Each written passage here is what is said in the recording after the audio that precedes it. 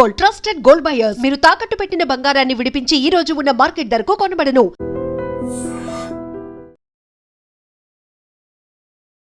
నమస్తే, నేను Kavitha. Welcome to I Dream News and నిజాలు. కాక్రోచ్ జనతా పార్టీ చేసినటువంటి పోరాటంతో కేంద్ర మంత్రి ధర్మేంద్ర ప్రధాన్ రాజీనామా చేశారు. ఆ తర్వాత సెలబ్రేషన్స్ అనేది సిజేపీ దేశవ్యాప్తంగా చేసుకుంది.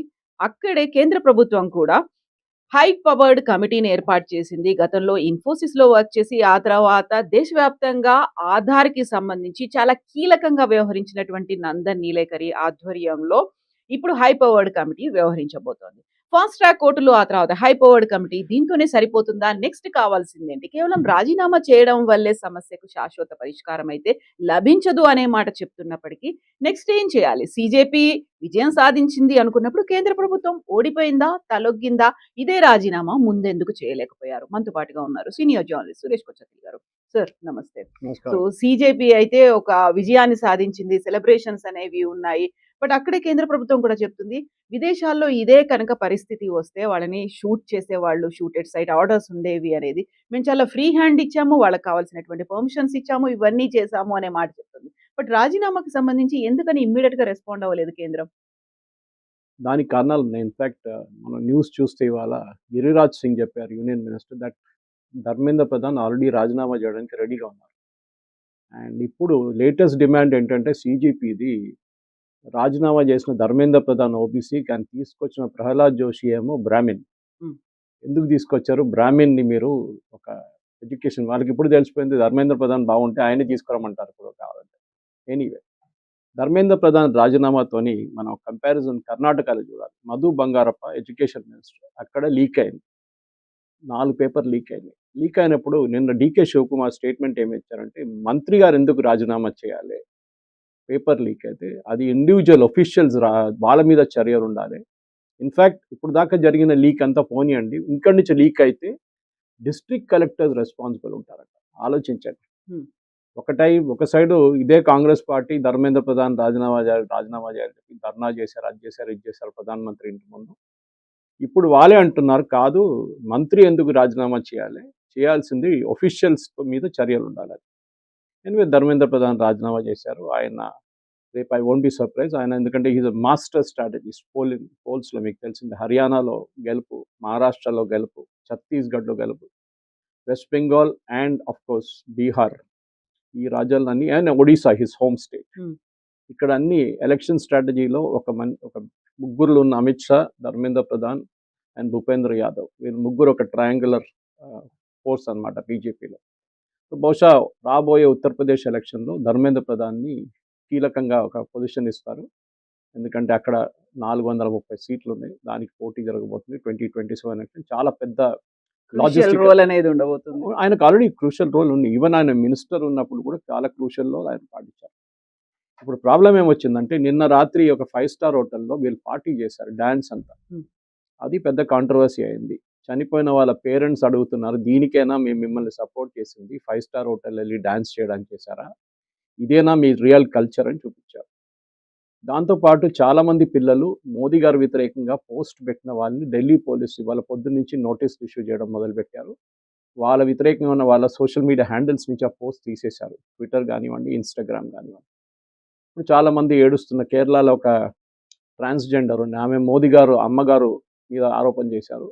మోదీ గారు నాన్నగారు చనిపోయిన తర్వాత 4 సంవత్సరాల తర్వాత మోదీ గారు పుట్టారని చెప్పేసి. అట్లాంటి ఆరోపణలు ఎప్పుడు చేయకూడదు.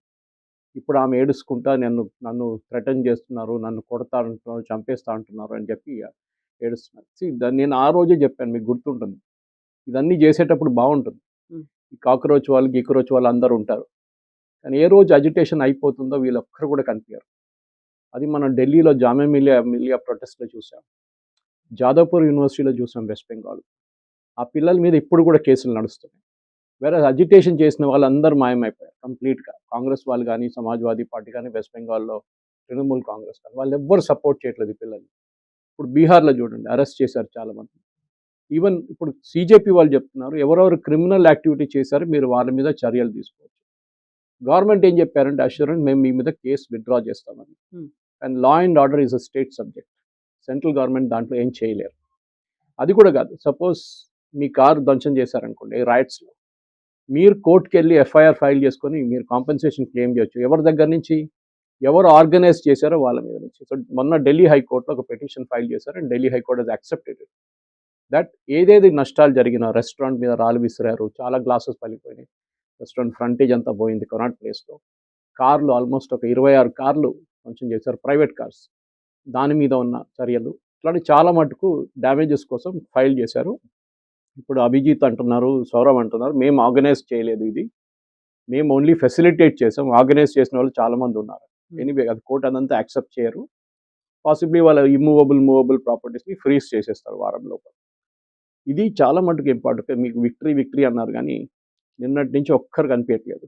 అభిజిత్ అంటే దీప్కే మేము రెస్ట్ తీసుకుంటాము, ఇప్పటిదాకా మేము సాధించాము, 2 నెలలుగా ఫ్యామిలీలకి దూరంగా ఉన్నాం కాబట్టి ఇప్పుడు మేము పడుకుంటాము, ఫ్యామిలీతో కాస్త గడుపుతాము, మిగతా విషయాలకి టైం ఉంది అనే మాట. 5 స్టార్ హోటల్లో డాన్స్ చేయడం ఫ్యామిలీతో టైం గడపడం. ఎనీవే పంజాబ్ మినిస్టర్ గురించి రాజీనామా అడిగితే అభిజిత్ దీప్కే అంటున్నారు, my opposition is towards Modi, నేను వ్యతిరేకించేది మోదీని, సో తర్వాత చూద్దాం ఇదంతా అంటున్నా. సో వాళ్ళ గేమ్ బయటికి పడ్డది ఈజీగా, ఎందుకంటే 2 రోజులు అయిపోయింది ఇదంతా గేమ్ అంతా.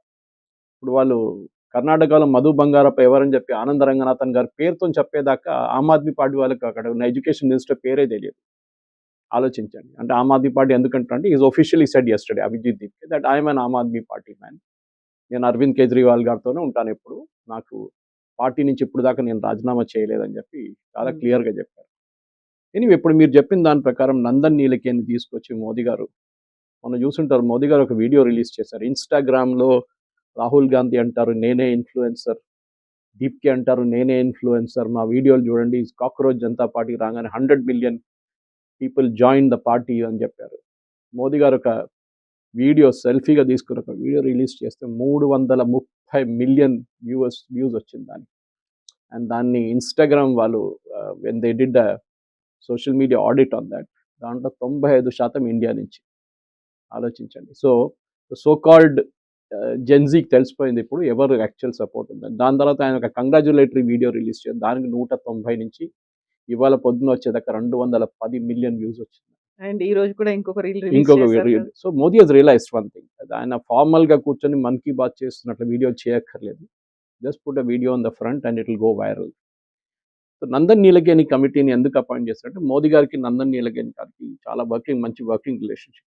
ఇన్ఫ్యాక్ట్ కాంగ్రెస్ హయాంలో తీసుకొచ్చింది ఆధార్ తీసుకొచ్చారు, కానీ దానికి లీగల్ శాంక్టిటీ లేకుండా, దానికోసం సుప్రీంకోర్టులో స్టే కూడా చేశారు దాన్ని. అంటే పార్లమెంట్లో బిల్ పాస్ చేయకుండా ఒక ఫైనాన్స్ డాక్యుమెంట్ అని చెప్పొచ్చు మీరు, దాన్ని లీగల్ చేసేసారు చిదంబరం గారు, మిగతా అందరు కలిసి. Manmohan Singh so called economies prime minister ఇంత కూడా తెలియదు that it had be passed in the parliament. తర్వాత మోదీ గవర్నమెంట్ వచ్చిన తర్వాత తెలిసిపోయింది ఇది ప్రాబ్లం ఉంది, సుప్రీంకోర్టులో స్టే అయిపోతుంది, వాళ్ళు లీగల్ శాంక్టిటీ తీసుకోవడానికి లోక్సభలో పాస్ చేశారు. అప్పుడు మోదీ గవర్నమెంట్కి రాజ్యసభలో మెజారిటీ లేదు, వాళ్ళు దాని గురించి లోక్సభలో మనీ బిల్గా ప్రెజెంట్ చేసి ఆధార్ని పాస్ చేశారు. That was again Nandan Nilekani's master stroke. దాన్ని వీళ్ళు మళ్ళీ సుప్రీంకోర్టుకి వెళ్ళారు కాంగ్రెస్ వాళ్ళు, సేయింగ్ దట్ మనీ బిల్ ఎట్లా అవుతుందని చెప్పి సుప్రీంకోర్టు దాన్ని కూడా కొట్టిపడేశారు. So it became a legal thing. ఈ ఆధార్ బేస్ మీద ఇవాళ మొత్తం దేశంలో ఉన్న ప్రతి డాక్యుమెంటేషన్ నడుస్తుంది. మీకు తెలిసిందే బయోమెట్రిక్ కానీ, మీరు ఒక ప్రధాన్ మంత్రి గ్రామీణ సడక్ యోజన కానీ, మీరు ఇప్పుడు వచ్చిన జీరామ్జీ మన్రేగా ముందు ఇప్పుడు దానికి ఉన్న బయోమెట్రిక్, ఇవాళ తెలంగాణ గవర్నమెంట్ అన్నాం మేము కోటి రేషన్ కార్డులు ఇష్యూ చేయబోతున్నాం, దాని basis again biometric and Aadhaar. So Nilekani had built up ఆ ఇన్ఫ్రాస్ట్రక్చర్ అన్నమాట. దానికి కావాల్సిన యుఐడిఏ చైర్మన్ కూడా ఉన్నారు, ఆయన యాక్టింగ్ చైర్మన్ ఆ టైంలో. సో ఆయనకు ఆ ఎక్స్పీరియన్స్ ఉంది. ఆయనతో పాటు మనకు తెలిసింది IIT Madras director Kamakoti garu, is a Padmashri award. Somnath garu, Tapan Deka former IB chief, and Anita Karwal former education secretary and logistics expert. పేపర్లు ఇక్కడి నుంచి అక్కడ మూవ్ చేయడంలో ఎట్లా చేయాలని చెప్పి చాలా మంచి ఎక్స్పర్ట్ అండ్ ఒక లాజిస్టిక్స్ ఎక్స్పర్ట్ మనిషి అమిత్ లాల్ మీనా. దీంట్లో డేకా గారి రోల్ చాలా క్రూషియల్. ఈజ్ నౌ ఎన్ అప్పుడు ఆయన ఐబీ చీఫ్ ఉంది పేపర్ లీక్ అయిన టైంలో. అందరు అంటారు ఈ పేపర్ లీక్ అయింది ఇంకెవరో తెలిసింది, ఎవరో విజిల్ బ్లోవర్ చెప్పారు, కాదు, ఐబీ డిటెక్ట్ చేశారు అండ్ ఐబీ గవర్నమెంట్కి ఇన్ఫార్మ్ చేశారు that this paper has been leaked. అప్పుడే దాన్ని ఎగ్జామ్ క్యాన్సిల్ చేయలేకపోయారు, ఎందుకంటే that day morning itself the exam went through. Exam cancel చేస్తే పిల్లలంతా ట్రావెల్ చేస్తున్నారు చాలామంది సిటీస్కి, సో క్యాన్సిల్ చేయకుండా ఎగ్జామ్ నడిపించారు. క్యాన్సిల్ చేస్తే ఇంకా పెద్ద గొడవ అవుతుండే. సో డేకా గారిని కూడా తీసుకున్నారు, ఎందుకంటే ఐబీ ఇన్పుట్ ఉండబోతుంది దీంట్లో చాలా మటుకు. ఇప్పుడు న్యాచురల్లీ 2027కి రాధాకృష్ణన్ కమిషన్ ఇచ్చిన రికమెండేషన్ ఆల్రెడీ వీళ్ళ దగ్గర ఉంది. That is basically computer based test చేయబోతున్నారు. అది 2026లోనే చేయాలండే, కానీ గవర్నమెంట్ అన్నారు దానికి కావాల్సిన ఇన్ఫ్రాస్ట్రక్చర్ మన దగ్గర లేదు, టెస్టింగ్ సెంటర్స్ లేదు. దాంతోపాటు ఎన్టీఏలో పనిచేసి 47 మందిని పంపించేశారు. They are temporary staff on contract. దాంట్లో 95% మంది కాంట్రాక్ట్లు ఉంటారు. కొత్త స్టాఫ్ని తీసుకుంటున్నారు ఇప్పుడు. Mostly they are taking the youngsters, IT bent of mind ఉన్న వాళ్ళని తీసుకోబోతున్నారు. సో 2027 నుంచి ఇట్ విల్ బికమ్ సిబిటి. దానికి కావాల్సిన ప్రాసెస్, దానికి కావాల్సిన డిజిటల్ లాకింగ్, దానికి కావాల్సిన digital security and post exam దానికి కావాల్సిన ఎక్కడ వాల్ట్ ఎక్కడ పెడతారు, ఎక్కడ తీసుకెళ్లి పేపర్లన్నీ ఉంచుతారు, ఎందుకంటే ఇస్ నాట్ ఫిజికల్ పేపర్స్ కదా, ఇదంతా ఓఎంఆర్ షీట్స్ లాగా ఉంటుంది, కానీ it will B computer based test అనమాట. మీరు in fact you can declare the result in about 1 hour's time, 2 hours time ఈజీగా, 1 days వెయిట్ చేయక్కర్లేదు ఐఐటి లాగా. సో ఐఐటి ఎగ్జామ్ ఎక్స్పర్ట్ ఉన్న కామకోటి గారు అన్నారు దాంట్లో, అండ్ నిన్న మాట్లాడుతూ కూడా ఆయన అదే అన్నారు, ఇట్ ఇస్ పాసిబుల్, అంత పెద్ద రాకెట్ సైన్స్ కాదు ఇది, మనం చేయొచ్చు, మేము అది ఆల్రెడీ ఒక రెప్లికబుల్ మోడల్ మన దగ్గర ఉంది జేఈ లాంటిది, దాన్ని ఇంప్లిమెంట్ చేస్తే అయిపోతుంది. ఇక్కడ అన్నిటికంటే పెద్ద ప్రాబ్లం ఏంటంటే కవిత గారు, మన దేశంలో మీరు సెంట్రల్ గవర్నమెంట్ ఒక చట్టం తీసుకొస్తున్నారు, ఇవాళ పార్లమెంట్లో ఇంట్రడ్యూస్ చేస్తున్నారు ఎగ్జామ్ లీకేజ్ గురించి, కానీ education is a concurrent subject. So మీరు చట్టం తీసుకొచ్చు కానీ కర్ణాటక ఫర్ ఎగ్జాంపుల్ రేపు ఇంప్లిమెంట్ చేయరు కూడా వాళ్ళు, they will say we will not accept. చూడండి ఇప్పుడు జరగబోతుంది అది. ఇదే రాహుల్ గాంధీ, ఇదే సిద్ధరామయ్య వెళ్ళి ఢిల్లీలో అజిటేషన్ చేశారు, కానీ రేపు ఈ లా పాస్ అయితే వీళ్ళంటారు ఇది బీజేపీ వాళ్ళు తీసుకొచ్చిన చట్టం, మేము దీన్ని అంగీకరించము, ఓన్లీ సెంట్రల్ గవర్నమెంట్ ఎగ్జామ్స్కే ఇది ఇప్పుడు అప్లికబుల్ ఉంటుంది. So it defeats the very purpose. కానీ బీజేపీ రూల్ స్టేట్స్లో పాసిబ్లీ మోదీ గారు ప్రెషర్ పెట్టి బీజేపీ ముఖ్యమంత్రులతోని ఇదే లా అక్కడ పాస్ చేపిస్తారు. సో ఇట్ బికమ్ అక్కడ కూడా ఒక చట్టం అయిపోతుంది. ఓకే, సో అది బహుశా జరగవచ్చు, ఎందుకంటే కన్కరెంట్ సబ్జెక్ట్స్లో చాలా మటుకు స్టేట్ గవర్నమెంట్ సెంట్రల్ గవర్నమెంట్ నడిపెట్టుకోండి. ఫర్ ఎగ్జాంపుల్ మీకు CBSE 12th class paper leak అయింది అనుకోండి, who is responsible? Central government. 10th class Telangana subject, తెలంగాణలో జరిగే 10th class board exam paper leak అయింది, ఎవరు responsible? Naturally state government responsible. దీంట్లో మనం చూసాం మన బీఆర్ఎస్ హయాంలో 4 సార్లు పేపర్ లీక్ అయింది, దాంట్లో once it was really confirm leak అయిందని. అప్పుడు కేటీఆర్ గారిని అడిగారు మీడియా, మీరు ఎవరిని యాక్షన్ తీసుకుంటారంటే, నేనెందుకు యాక్షన్ తీసుకోవాలి, గుజరాత్లో 13 సార్లు లీక్ అయింది కదా అంటున్నారు. అంటే మీరు ఇంకొకరిని కోట్ చేస్తారు, వాళ్ళు ఇంకొకరిని కోట్ చేస్తారు, కాంగ్రెస్ హయాంలో 26 సార్లు లీక్ అయింది కదా, నేనెందుకు రాజీనామా చేయాలని చెప్పి ధర్మేంద్ర ప్రధాన్ అడుగుతూ అయిపోతుండే. Same logic he used. So రాజీనామాలతోని ఈ ప్రాబ్లమ్ సార్ట్ అవుట్ కాదు, కావాల్సింది మనకి ఏంటంటే చాలా ఎయిర్ టైట్ అనే టెక్నికల్ బేస్డ్, దానికోసం మోదీ గారు చాలా క్లియర్గా చెప్పారు, టెక్నాలజీ బేస్డ్ ఉండాలి ఇప్పటి నుంచి, it should not be like paper based test. ఎప్పటి నుంచో మన పేపర్ బేస్డ్ ఏ రోజు అవుతుందో ఆ రోజు 100% దెల్ బి లీకేజ్, మీరు ఎంత ప్రయత్నించినా కానీ. ఓకే, బికాజ్ ఒక హ్యూమన్ టెండెన్సీ ఉంటుంది, అది మనం చిన్నప్పటి నుంచి చూస్తున్నాం. మేము 10th క్లాస్లో ఉన్నప్పుడు కూడా, మేము 12thలో ఉన్నప్పుడు కూడా మన నారాయణగూడలో వెళ్ళి ఎవరో రాత్రి అయినారు పేపర్ దొరుకుతుందంటే అక్కడ వెళ్ళాం, సైకిల్ వేసుకొని వెళ్ళాం, పేపర్ దొరుకుతుందో లేదో చూద్దామని చెప్పి, లాస్ట్ దొరకలేదు, ఏం లేదు, ఇంటికి వచ్చేసాం బాబు. సో ఆ టెండెన్సీ ఉంటుంది పేపర్ అంటే దీనికి అన్నిటికంటే పెద్ద ఒక చట్టం తీసుకురాబోతుంది మోదీ గవర్నమెంట్, కోచింగ్ సెంటర్స్ వ్యతిరేకంగా. ఇది ఐ థింక్ కోటా లాంటి ప్లేసో లేకుంటే లాతూర్లో ఇప్పుడు జరిగిన లీకేజ్ లాతూర్ నుంచి మొదలైంది మహారాష్ట్రలో, అక్కడ ఉన్న కోచింగ్ సెంటర్స్ కానీ మన దగ్గర ఉన్న ఈ కార్పొరేట్ కాలేజెస్ మీద కూడా చాలా పెద్ద ఒక రెస్ట్రిక్షన్ రాబోతుంది. బహుశా సెంట్రల్ గవర్నమెంట్ ఒక చట్టం కూడా తీసుకొస్తారు ఇప్పుడు, మినిమం 60% మీకు మార్క్స్ లేకుంటే you cannot qualify for NEET are JEE. దాంతో ఏమైపోతుంది, బట్ మీరు లాస్ట్ ఇయర్ అనలైజ్ చేస్తే లాస్ట్ ఇయర్లో ఐ థింక్ 62% మందికి అబౌవ్ 60% వచ్చింది 12th క్లాస్. సో అంటే మిగతా 38%, okay, that they are out straight away, even if ఆ జేఈలో క్వాలిఫై చేశారో లేకుంటే నీట్లో క్వాలిఫై చేశారంటే. ఆ కట్ ఆఫ్ ఎందుకంటే వీళ్ళు ఈ కార్పొరేట్ కాలేజెస్లో ఇంటర్మీడియట్ మీద ఎంఫసిస్ పెట్టారు. వాళ్ళు ఏమంటారు, మీరు దీని మీదే కాన్సన్ట్రేట్ చేయండి, జేఈ నీట్ మీద మిమ్మల్ని చదువు చెప్తాం, మేము ఇంటర్మీడియట్ మీద పాస్ అయిపోతే కూడా చాలు అని చెప్పి. That is a wrong way. దీనికన్నా ముందు మనకు తెలిసిందే తమిళనాడులో పెద్ద స్కామ్ ఉండే దీని మీద. తమిళనాడులో ఇప్పుడు కూడా నిన్న కూడా అజిటేషన్ చేస్తున్నారు, నీట్ ఎగ్జామ్ క్యాన్సిల్ చేయాలని చెప్పి. ఒకటే స్టేట్ డిమాండ్ చేస్తున్నారు, ఇది కన్సిస్టెంట్గా మీరు చూసుంటారు. ఎందుకంటే తమిళనాడులో ఉన్న అన్ని medical colleges 95% medical colleges politicians own చేస్తారు, డిఎంకే లేకుంటే ఏఐడిఎంకే లేకుంటే కాంగ్రెస్. వీళ్ళు ముగ్గురులోని మోస్ట్లీ డిఎంకే ఏఐడిఎంకేనండి. ఓకే, వీళ్ళే నడిపిస్తారనమాట మొత్తం. సో ఈ కాలేజెస్లో సీట్లు అమ్ముకుంటుండేవి అప్పుడు ఆ టైంలో ₹1,00,00,000, ఇప్పుడు 5 కోట్లైనా పోతుంది. సో దానికోసం వాళ్ళకి నీట్ వద్దు, ఎందుకంటే ఇంటర్మీడియట్ మార్క్స్తో నడిపించుకోవచ్చు, ఏ మార్క్ వచ్చినా కానీ మీకు అడ్మిషన్ ఇవ్వాల్సిందే అనమాట. ఇది మెయిన్ మన దగ్గర జరిగే ఒక ప్రాబ్లం. కానీ ఈ ఇప్పుడు తీసుకురాబోతున్న చేంజెస్ మనకు తెలియదు, ఈ కమిటీకి ఎంత టైం ఇస్తారో. బహుశా 6 నెలలు ఉండొచ్చు మ్యాక్స్, ఎందుకంటే నెక్స్ట్ 2027 ప్రిపరేషన్స్ ఇప్పుడే స్టార్ట్ చేయాల్సి వస్తుంది అనమాట. ఎస్, మార్పులు చాలా రావాలి, కానీ again my main doubt is state governments ఏం చేస్తారో. వాళ్ళు ఈ చట్టాన్ని మేము రిజెక్ట్ చేస్తున్నాం, మోదీ గవర్నమెంట్ తీసుకొచ్చిన చట్టం మేము అంగీకరించామని చెప్తే the entire purpose will be defeated. Or supreme కోర్టుకి వెళ్ళి ఒక చట్టం దీన్ని గురించి ఛాలెంజ్ చేసి స్టేట్ గవర్నమెంట్స్ కూడా ఇంప్లిమెంట్ చేయాలని చేస్తే then it will be good. Sir, ఇప్పుడు ఇదే పని కేంద్ర ప్రభుత్వం ముందే ఎందుకు చేయలేకపోయింది? ఎప్పుడైతే నీట్‌లో పేపర్ లీక్ అనేది జరిగింది, అక్కడ ప్రాపర్‌గా జరగలేదు, బోలెడంత ఆరోపణలొచ్చాయి, ఆ తర్వాత ఆత్మహత్యలు ఇవన్నీ అయ్యాయి. అప్పుడే రెస్పాండ్ అవ్వాల్సి ఉండే కదా! అప్పుడు కనీసం రాజీనామా చేయకపోయినప్పటికి కూడా ఈ హై పవర్డ్ కమిటీయో, ఎక్కడైతే లోపాలు జరుగుతున్నాయో, అవకతవకలున్నాయి, మొత్తం అంతా సిస్టమ్‌ని సెట్ చేయాలి అనుకున్న పని అప్పుడెందుకు చేయలేదు? ఇప్పుడు సీజేపీ 2 నెలలుగా ఆందోళన చేసిన తర్వాత నైతికంగా మేము విజయం సాధించాము, కేంద్ర ప్రభుత్వం ఇప్పుడు ఒక అనివార్యమైనటువంటి పరిస్థితి వచ్చింది కాబట్టి రెస్పాండ్ అయింది. ఒక ఫాస్ట్ ట్రాక్ కోర్టుని ఏర్పాటు చేసింది. హై పవర్డ్ కమిటీని ఏర్పాటు చేసింది. ఈ పని ముందు చేయొచ్చు కదా! 2024లో నీట్ పేపర్ లీక్ అయింది, మనకందరూ తెలిసిందే. అప్పుడు ఎవరు సూసైడ్ చేయలేదు. సూసైడ్ అన్నిటికంటే ఎక్కువ జరుగుతుంది కోటా, రాజస్థాన్లో, where all the coaching centres are there. Last year I think 37 మంది పిల్లలు సూసైడ్ చేసుకున్నారు, not because of NEET, before NEET and JEE. అక్కడ జేఈ కూడా కోచింగ్ ఉంది మెయిన్గా.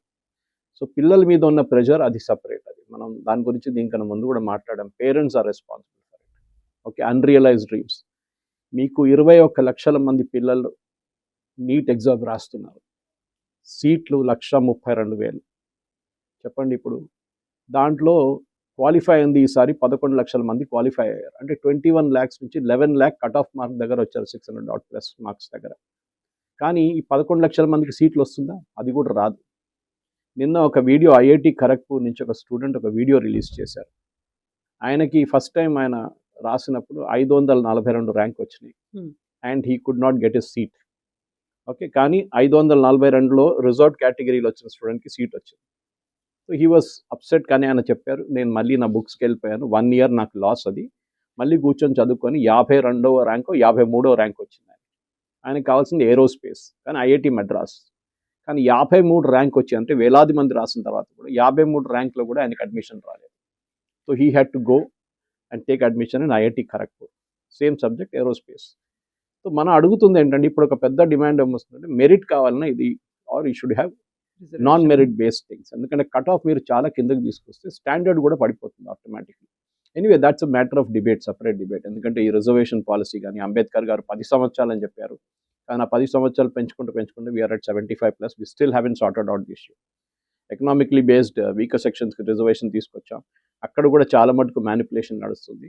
They was a case in Supreme Court last year. ఒక అబ్బాయి వెళ్ళి పర్సనలీ ఆర్గ్యూ చేసి సీట్ తీసుకొచ్చేసాడు, personally in Supreme Court. That is there in the గూగుల్లో ఉంటుంది, సెర్చ్ చేసి.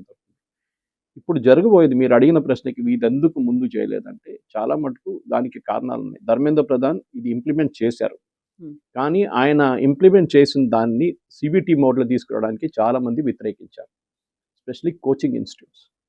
అండ్ కోచింగ్ ఇన్స్టిట్యూట్ ఇన్ఫ్లుయెన్స్ అంతా స్టేట్ గవర్నమెంట్ మీద ఉంటుంది. మేము దీన్ని we will not accept this computer based test. ఎందుకంటే కంప్యూటర్ బేస్డ్ టెస్ట్ కానీ first level of leakage is out, paper based leakage.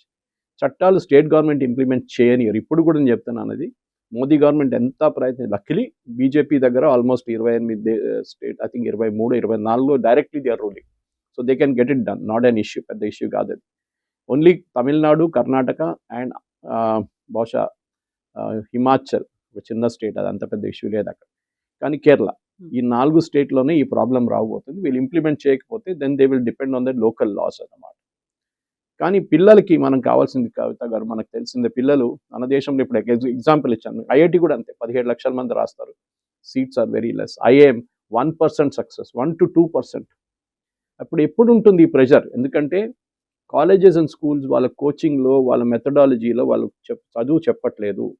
దానికోసం ఈ సో కాల్డ్ కార్పొరేట్ కాలేజెస్ వచ్చారు, వాళ్ళు దాని మీదే కాన్సన్ట్రేట్ చేస్తున్నారు. జేఈ వాళ్ళ దగ్గర కూడా success rate is only about 5%. కానీ వాళ్ళు ఫుల్ పేజ్ యాడ్లు వేసుకుంటారు, కోట్లు సంపాదిస్తారు. Last year somebody was telling me Rajasthan కోటాలో కోచింగ్ బిజినెస్లోని 24,000 కోట్లు సంపాదించారు.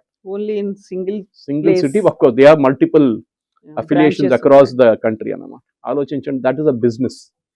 సడన్ గా మోదీ గారు బిజినెస్ ఆపేస్తే దెన్ వాట్ విల్ హ్యాపన్?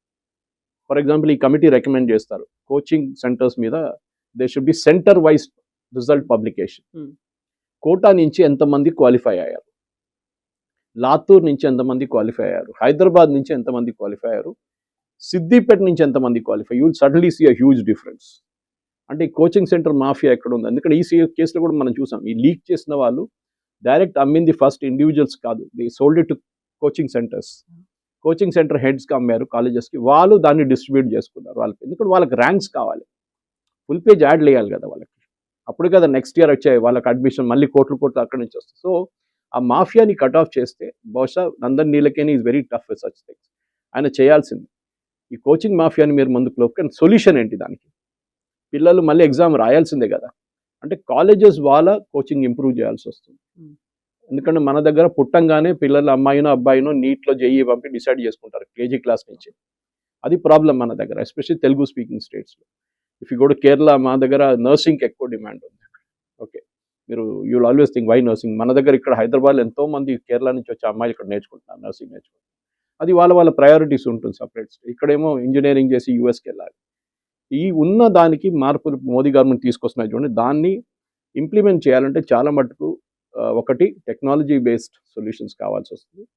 మీరు ఫర్ ఎగ్జాంపుల్ మణిపూర్లో, మిజోరాంలో మీరు ఎగ్జామ్ ఎట్లా కండక్ట్ చేస్తారు? What is the sanctity for the exam? ఎవరు ఓవర్సీ చేస్తున్నారు ఎగ్జామ్ని? మీరు సీసీటీవీ పెడతారు, ఇంపర్సనేషన్ జరుగుతుందా? మీరు దుబాయ్లో సెంటర్ పెట్టారు, ఎవరు కంట్రోల్ చేస్తున్నారు దాన్ని? ఇది వన్ సెంటర్ కాదు కదా, ఒకటే ప్లేస్లో ఒక 50,000 మంది కూర్చొని ఎగ్జామ్ రాస్తుంటే మీరు సూపర్వైజ్ చేయొచ్చు. ఎక్కడో దీన్ని మ్యానిపులేషన్ చేసి వెనక నుంచి టీచరో ఎవరైనా ఆన్సర్ చెప్పుకుంటూ పోతే then the entire system is compromised. Last year I think చాలా మందిని ఇంపర్సనేషన్లో పట్టుకున్నారు. బీహార్లో మొన్న జరిగిన ఒక స్టేట్ గవర్నమెంట్ ఎగ్జామ్లో 11 మందిని పట్టుకున్నారు ఏఐ బేస్డ్ టూల్స్ యూస్ చేసి. అది యూస్ చేయాల్సి వస్తుంది, బయోమెట్రిక్ యూస్ చేయాల్సి వస్తుంది, బ్లూటూత్ డివైసెస్, అది ఇంకొక ప్రాబ్లం. కానీ సిబిటీలో ఇదంతా కొంచెం చాలా తగ్గిపోతాయి. ఎందుకంటే మీ కంప్యూటర్లో ఉన్న క్వశ్చన్స్ మీ పీసీ మీద కనిపిస్తుంది, నెక్స్ట్ పీసీలో డిఫరెంట్ క్వశ్చన్స్ ఉంటుంది, జంబుల్డ్ అప్ ఉంటుంది అంత.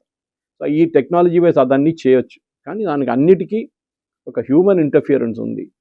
మా కొడుకు మా కూతురికి అడ్మిషన్ కావాలని దానికి నేను 25 లక్షలు ఖర్చు పెట్టి పేపర్లు కొనుక్కుంటాను, వాళ్ళ మైండ్ సెట్ ఆలోచించండి. Okay, that merit should be the main criteria. Merit లేకుండా మీరు పోతే మళ్ళీ ఇది మొత్తం కంప్లీట్గా డైల్యూట్ అయిపోతుంది. మీరు చూస్తున్న పీజీ సీట్లు చూస్తున్నారు, ఇప్పుడు కూడా పీజీ సీట్లు 35,000 ఉండే మెడిసిన్లో, ఇప్పుడు 73,000 అయిపోయింది. Next year it will B 85,000.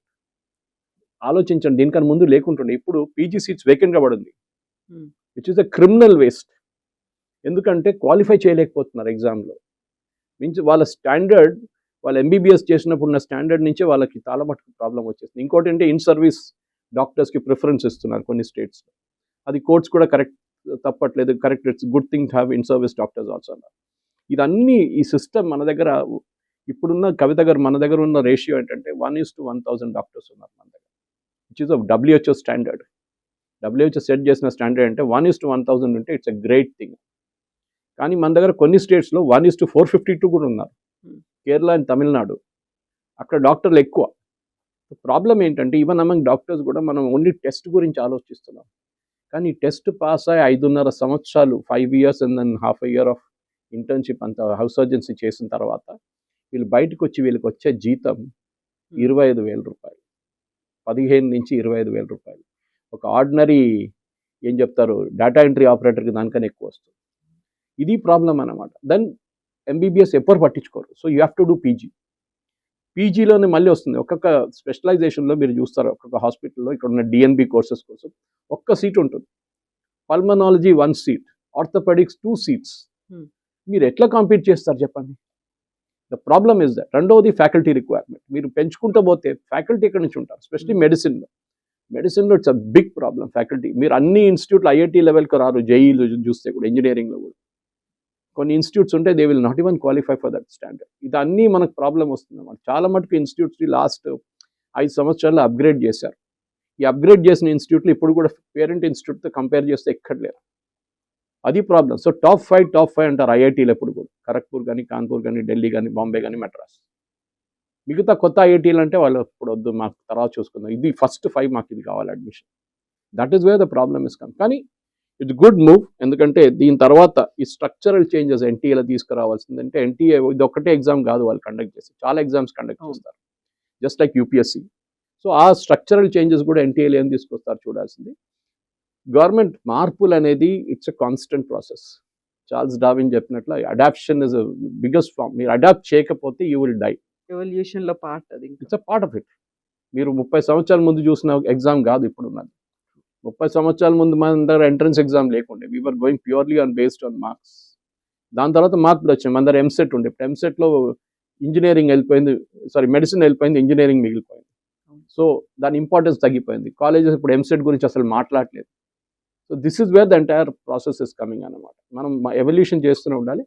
సరే మీరు ముందు ఎందుకు చేయలేదంటే, that is a political decision. రాజీనామా చేయలేదో వచ్చేసి ఇప్పుడు ఆయన చేసిన తర్వాత కూడా ఏమైనా అవుతుంది? Nothing will happen. ఓకే, ఎందుకంటే డికే శివకుమార్ గారు చెప్తున్నారు, minister is not responsible, it is the bureaucrats who are responsible అంటున్నారు. పంజాబ్లో అయితే లీక్ అయింది కానీ నేను యాక్సెప్ట్ చేయను అంటున్నాడు మంత్రి. సో డిఫరెంట్ స్టేట్స్లో మీరు ఆల్రెడీ చూస్తున్నారు డిఫరెంట్ లెవెల్స్ ఆఫ్ అప్రోచ్. మనకు స్టాండర్డైజ్ అప్రోచ్ తీసుకురావాల్సింది. మంత్రులు రాజీనామా చేయక, లాల్ బహదూర్ శాస్త్రి గారు రైల్వే యాక్సిడెంట్ జరిగిన తర్వాత రాజీనామా చేశారు, కానీ ఆయన రాజీనామా చేసిన తర్వాత కూడా చాలా యాక్సిడెంట్ జరిగింది. సిస్టమ్ సెటప్ చేయాలి. లాస్ట్ 2-3 సంవత్సరాలు మీరు చూస్తే we didn't have any major rail accident. ఎందుకు? We brought in Kavach, anti collision device తీసుకొచ్చాం.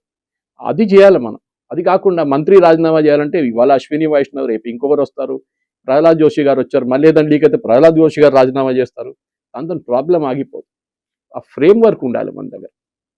ఆ ఫ్రేమ్ వర్క్ కోసమే వీళ్ళని తీసుకొచ్చారు మోదీ గారు. చూడాల్సింది వీళ్ళు ఏం రికమెండేషన్స్ ఇస్తారో.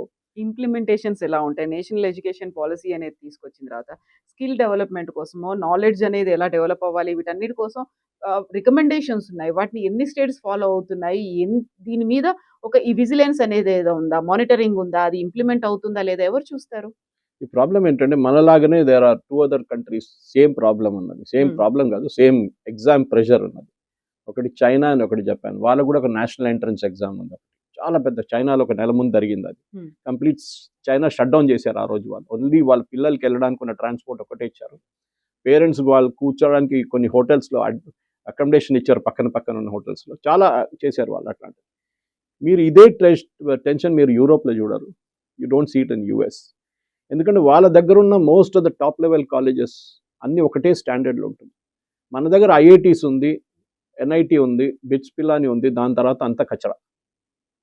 ఈ కచరాతోనే ప్రాబ్లం అవుతుంది మనకి. ఇది మన దగ్గర హైదరాబాద్ చుట్టుపక్కల 180 కాలేజీలు ఎంత ఉందో అంటారు. ఇప్పుడు 90 పనిచేస్తుంది అంటున్నారు. రియంబర్స్మెంట్ రాకుండా చాలా బంద్ అయిపోయింది అంటున్నారు. ప్రాబ్లం ఏంటంటే ఈ కాలేజెస్ని మీరు పైకి తీసుకొస్తేనే మీరు కాంపిటీషన్ పెట్టచ్చు. ఎందుకు ఐఐటి మెస్రా ఒక టైంలో బిఎస్ వాళ్ళు అప్గ్రేడ్ చేసి ఐఐటి ఎట్లా చేశారు దాన్ని, బిహెచ్.